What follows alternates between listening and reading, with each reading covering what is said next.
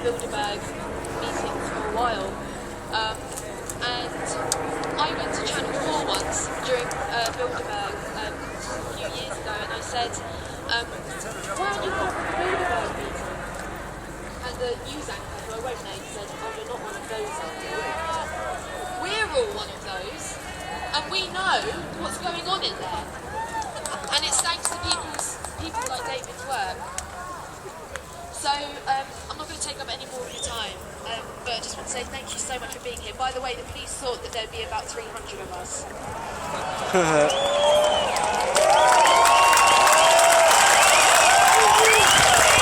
credit to you. Taking the time out and making your voice heard. It means so much, and I'm glad it's been worthwhile. So I think we're going to give an enormous round of applause for Mr. David Icke.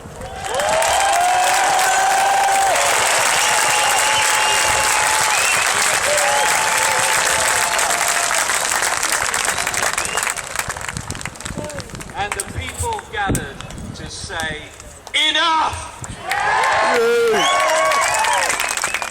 You know, this is a historic weekend. This is an historic moment in the history of uncovering the evil and treachery and conspiracy that has directed and misdirected the lives of humanity for thousands of years. And there's a spirit looking down upon us at the moment, and he's got a big smiling face and he's got a big hat on. And until very recently, we used to know him as Jim Tucker.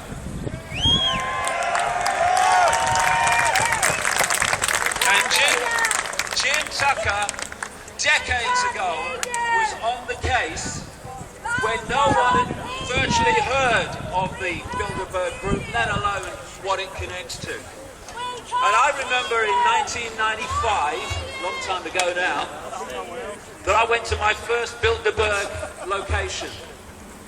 It was in Switzerland, a place called Bergenstock. And Jim did a round-robin email to not too many people in those days saying the Bilderberg meeting this year is in Bergenstock, Switzerland. Story of my life since my head blew off in 1990. A few weeks earlier, I'd arranged to go and meet and stay with some friends in Switzerland, about 2 hours away. So I went down on the first day. It was a big hotel, the three of them, the Park, the Palace and the Grand. It's like something out of James Bond. And there were the guys with the name tags on and all that stuff, putting the fences up. There was virtually no one there. In terms of protest, no one. Jim must have been around somewhere, but I didn't see him. I then, during the actual event itself, when it started, went back. And this time you couldn't even get onto the mountain, never mind close to the hotels. Right in the far distance, you could not see where they were meeting. That's what happened in those days. Well, symbolism is very, very powerful because it visually gives you a fix on where we are.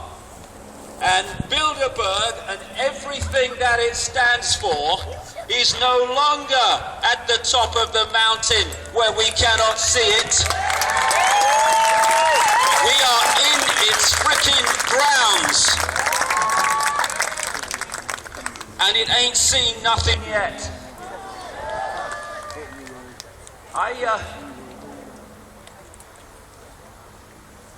I think the best thing that you can do to understand the world and to understand yourself is to realize it ain't you that's mad, it's the world we live in and it's the people who run it.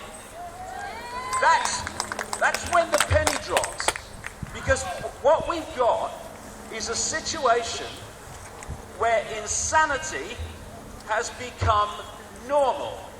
And this is how it happens. You're born into a madhouse, but you're told it's sane. You grow up in a madhouse. There's nothing that you ever see that isn't in the madhouse. And so to you, madness is normal. And when someone comes along and says, "This ain't normal, this is madness." They say, "You're bloody mad." And you know, the mainstream media, you know, bless their cotton socks, are going to have to come to terms very soon with a simple fact, that the person they abused and ridiculed for nearly a quarter of a century was the one who was sane, and the world they believe in is what is insane. Once we realize that dynamic, the world starts to make sense. The world is upside down, and it's full of evil and slaughter and injustice for a simple reason. We, in our sleep up to this point, have allowed evil people to take control of our world.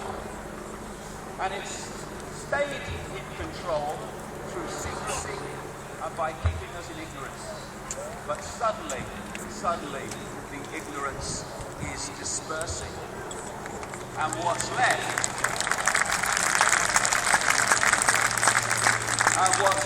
is the clarity of the situation we face.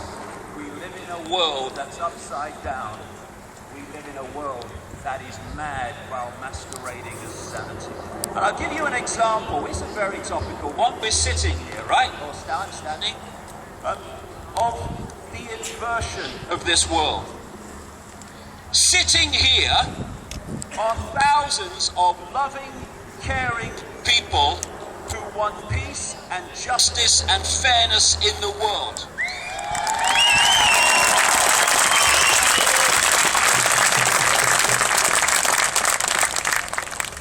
Over there is a hotel full of war criminals, parasites, right? Etc. Bankers. Need I say more? I think I pronounced it correctly. And the police are protecting them from us. Police, you should be protecting us from them.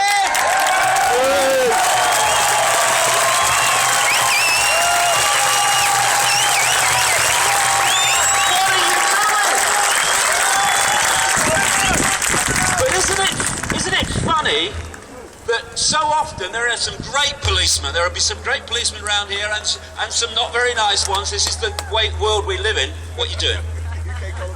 Shall I do a dance to keep it going? Yeah. And so we have a situation where we have police that are very genuine, although they need to sit out more and more. Not very nice. But what the point I'm making is the police are not from the elite 1%. The people, the police are from the people, and yet they gravitate to protect the elite 1%. This is crazy. Police, join us. We are you. You are us.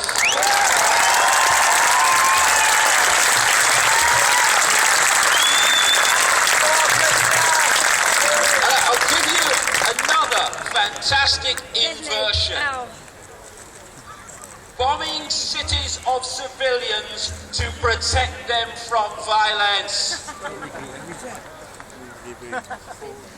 You know, and there's the mainstream, but oh no, it is the Arab Spring, it's fighting for their freedom.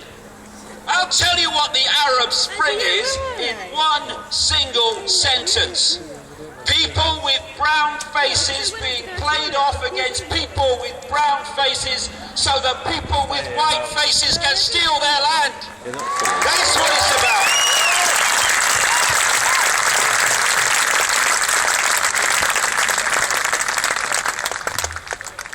And we have an inversion in the media so much that we actually have a newspaper in this country that is owned by a Russian oligarch and a former employee of the KGB, and it calls itself The Independent.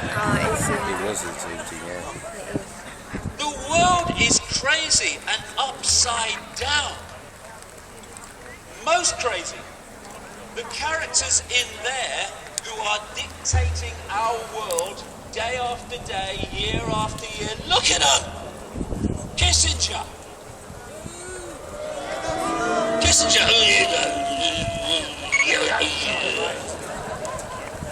What did he say? I don't know, mate. I've never understood the word the bloody man said.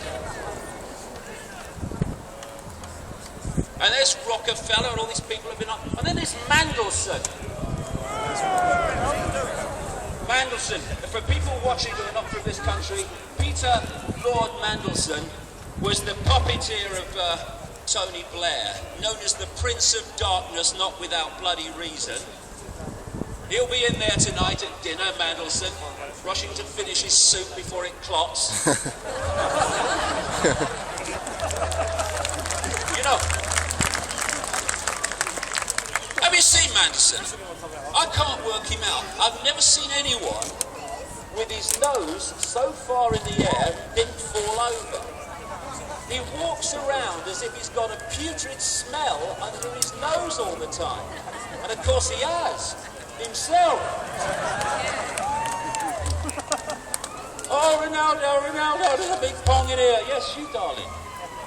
Because, you know, corruption, conspiracy and sleaze, Peter, does tend to stink to high heaven. And I've looked at the physics of Peter Mandelson, and I can only work out this. He has got to have some kind of counterweight connected to his dick to keep him from falling over. He has got to. That's what it is. Take over.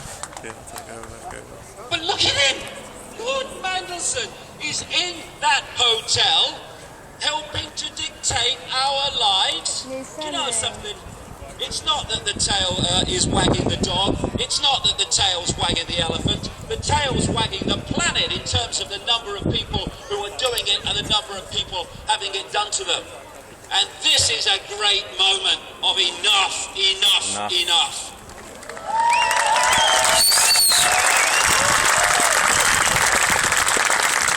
I just want to put this thing into context, not least for the mainstream media, because what they do is they treat everything as a dot. If you treat everything as a dot, you don't see the picture. So let's put some dots together. First of all, the Bilderberg group is not the conspiracy. It is a strand in the conspiracy. What we're looking at, dictating our lives and pushing us on into this Orwellian nightmare that they have planned, forget it, is that they have a spider and a web structure. The spider in the center of the web is the inner sanctum that no one ever sees, and they dictate, there's very few of them, they dictate through the spider's web. Now each strand in the web is like a secret society, a corporation, it's an organization of some kind. And immediately around the spider are all the real exclusive ones, some of which don't even have names, because if it doesn't have a name, it's much more difficult to pin it down. And it comes out, and it's still in the hidden, and you come through the upper levels of the Jesuits and Opus Dei, and the real upper levels of the Freemasons and the Knights Templar, all these people, and you're coming out in the hidden. And then there's a point, a cusp, where the hidden comes into the scene. And the Bilderberg group stands at that point. Before all this work and toil to expose it, it was much more in the hidden. But we pulled it out, and it's at this cusp where it starts from this way out to the edge of the web. It's now starting to dictate and to connect with organisations we know. Governments, government departments, corporations, banking systems, and what have you. And its job is to take the spider's diktats and turn them into policy playing out through governments and other organisations represented in there. That's its job. And To understand the world, we need to understand two things. One, where do they want to take us? And two, how do they want to take us there? Or how are they taking us there? If we know those three things, we become immediately streetwise on a level never close to before. And where they want to take us is into a world fascist, communist, same thing, different name, world fascist, communist dictatorship, which would make Orwell wince. And it would be based on an enormous centralization of power. This starts to answer so many things about the world. When you are a tiny few at the core, and you want to control the many, you have to centralize decision making. The more diversified it is, the less control any central point is going to have over those decisions. So what we've seen is an incessant centralization of power in all areas of our lives, and after not very long, and quite a way back now, it even got a name: globalization. Globalization is the centralization of power in every area of our lives. There's a man who actually has been given the title, the father of globalization. His name is Peter Sutherland, and he's in there now. Peter Sutherland was the first head of the World Trade Organization, which was designed and set up by the Rockefellers and the Rothschilds to impose massive fines that force countries to open themselves to the merciless world market which they control. That's what globalization's about. We talk about free trade. Free trade? Oh, you must like free trade. It's free. Well, it's not. I'll tell you what free trade is. It's making your products for a few cents on the dollar for people in slum conditions, and then you take them across to the richer countries and you sell them for as much as you get. What free trade is freedom to exploit at both ends of the process. That's what Peter Sutherland has been involved in for decades. Also involved in Goldman Sachs now, stands back in amazement. And so, we've had this incessant centralization of power for a simple reason. And it's got faster for this reason. The more you centralize power, the more power you have to centralize quicker. And so the whole thing goes faster and faster and faster. And so, with the European Union, once we crossed the Rubicon of the Lisbon Treaty, they had assembled enough centralized power within the bureaucracy of the EU to push it on faster and faster and faster as they have since. So the idea is the constant centralization of power to this end. They want a world government which would dictate all global policy that meant anything. They would have a world central bank dictating all finance globally. They would have a single electronic currency that would have no cash, for which there are massive implications for freedom. Look at all the stuff now with the technology. You're seeing it. I was writing about this 20 years ago that it was coming. All these smartphones and stuff. Oh, you don't need to go in the bank anymore. Do it online. Oh, do it from your phone. They're creating the cashless society based on a single electronic currency. And the cashless society means this. If you go into a store or a shop now and you hand over electronic money, a credit card, and the system says no, won't accept it, at least for now, though it's going out of fashion so fast, you can pay cash.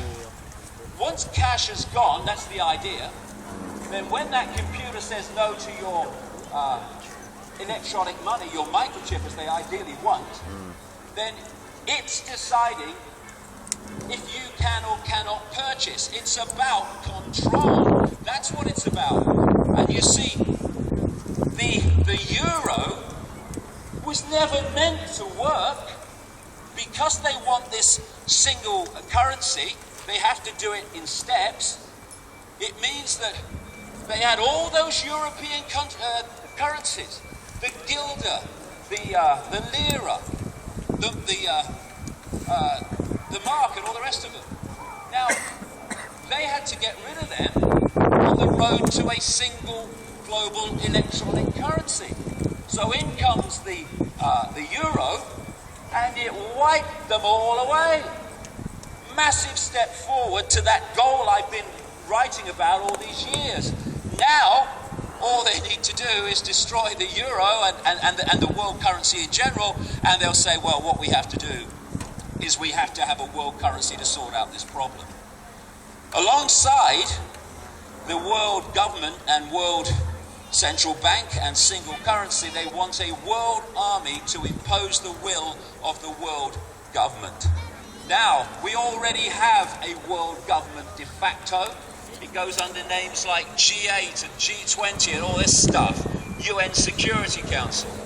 We also have a de facto world army, and it's called NATO, which imposes the will of these people. Send the boys in. So we're seeing it unfold before our eyes, and still the mainstream media can't see it because it can only see dots and not pictures. And there's two techniques that are necessary to understand. Many people will be aware of these here, but I'll go through them for the mainstream media. Because that's the thing, you see. This is the thing. This is what the mainstream media do not understand in their bewilderment at what's happening, is vast numbers of people are now far more informed about the world than they are. This is the point.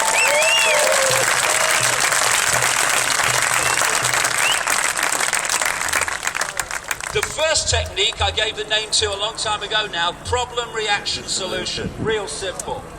You want to change the world in a way that if you did it openly, there would be a massive response against it. So you don't do it openly. You first of all create a problem which you blame someone else for. 9/11 and all that stuff, a banking crash, a government crash. You blame it on someone or something else. You then, here we go again, through a unquestioning mainstream media, you pass on your version of that problem to the public, and you're looking at stage 2 for a reaction of fear, of anxiety, of do something, something must be done. And then you, who've covertly created that problem, then offer the solution to the problems you've created. And those solutions are changes in society that advance the agenda towards this structure I'm talking about, that would never have happened without the manipulated problem. There's even a version, Tony Blair's good at these. Tony Blair, yeah. If there's ever a half-truth in a Blair speech, it's a typing error, okay? But it's an add-on to that technique, an offshoot, which I call no problem reaction solution. This is when you don't need a real problem to justify the solution, you just invent one. Weapons of mass destruction in Iraq. Dead simple. Don't need a problem. Invent it. And alongside problem reaction solution, its partner almost always hunts together. What I call the totalitarian tiptoe. Then, again, dead simple, and my goodness me, that brings us back to this organization here. You start at A, as they did, and you know you're going to Z. You know where the agenda's leading.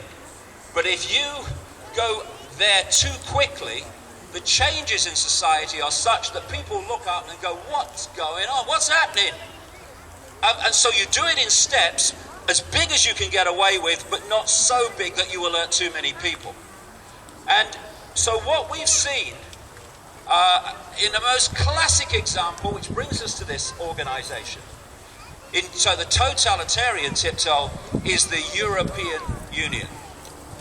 We have a European Union centralized bureaucratic dictatorship thanks to the Bilderberg group and its manipulation over decades.